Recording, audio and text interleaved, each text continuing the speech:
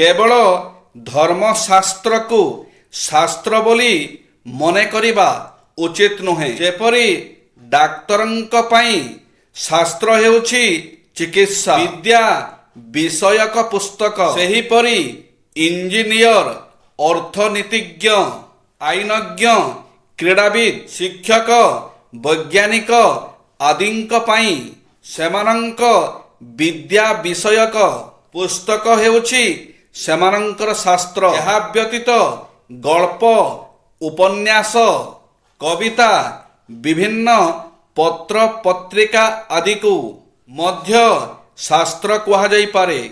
ମୋଟ ଉପରେ ଦୈନନ୍ଦିନ କର୍ମ ଅବସରରେ ଆଳସ୍ୟ ଓ ମୌଜ ମଜଲିସ କରି ସମୟ ନଷ୍ଟ ନ କରି ଯେକୌଣସି ବିଷୟରେ ପଢ଼ାଶୁଣା କରିବା ଉଚିତ।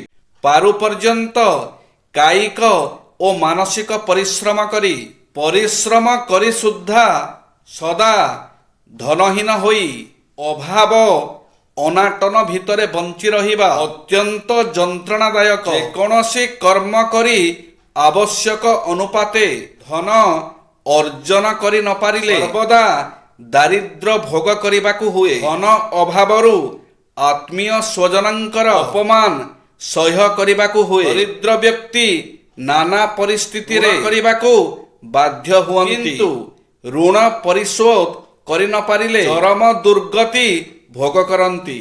ଯେଉଁ ପିତାମାତା ପିଲାଙ୍କର ଦୋଷକୁ ତାହାର ପିଲାଳିଆ ଢଙ୍ଗ ବୋଲି ଅବଜ୍ଞା କରନ୍ତି, ତାହାର ମର୍କଟ ସୁଲଭ ବ୍ୟବହାରରେ ଆନନ୍ଦ ଓ ଗର୍ବ ଅନୁଭବ କରନ୍ତି, ସେମାନେ ପିଲାର କ୍ଷତି କରନ୍ତି। ପିଲାଙ୍କୁ ସଦ୍ଗୁଣ, ବ୍ୟବହାର, ଶିକ୍ଷା ଓ ଶିଷ୍ଟାଚାର ଶିଖାଇବା ପାଇଁ ଯଥୋଚିତ ଶାସନ କରିବା ଆବଶ୍ୟକ।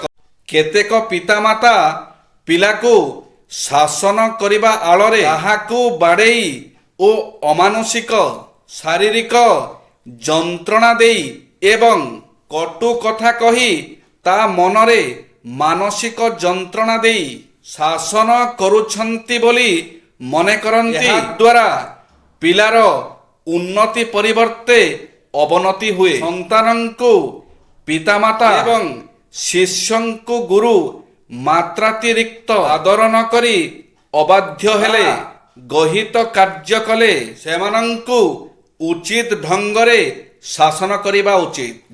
କିଛି ସୁନ୍ଦର ନୀତି ଶିକ୍ଷା। କାଠ ପଥରର ମୂର୍ତ୍ତି ଗଢ଼ି ଦେବତା ରୂପରେ ପୂଜା କରିବା ଅପେକ୍ଷା ପ୍ରତ୍ୟେକ ମଣିଷ ଭିତରେ ଥିବା ଭଗବାନଙ୍କୁ ପୂଜା କଲେ ମହାପୁଣ୍ୟ ମିଳେ। ଅତି କୁଟୁମ୍ବୀ ହେଲେ ବୁଦ୍ଧି ନାଶ ଘଟେ। ଅତି କୃପଣ ହେଲେ ଭୋକରେ ମରିବାକୁ ପଡ଼େ। ଅତି ପାପରୁ ସର୍ବନାଶ ହୁଏ। ପରନାରୀ ହରଣ କଲେ ସଞ୍ଚିତ ସବୁ ଧର୍ମ ନାଶ ଯାଏ। ବିଦ୍ୟାବନ୍ତ ମଣିଷ ସର୍ବତ୍ର ପୂଜିତ ହୁଏ।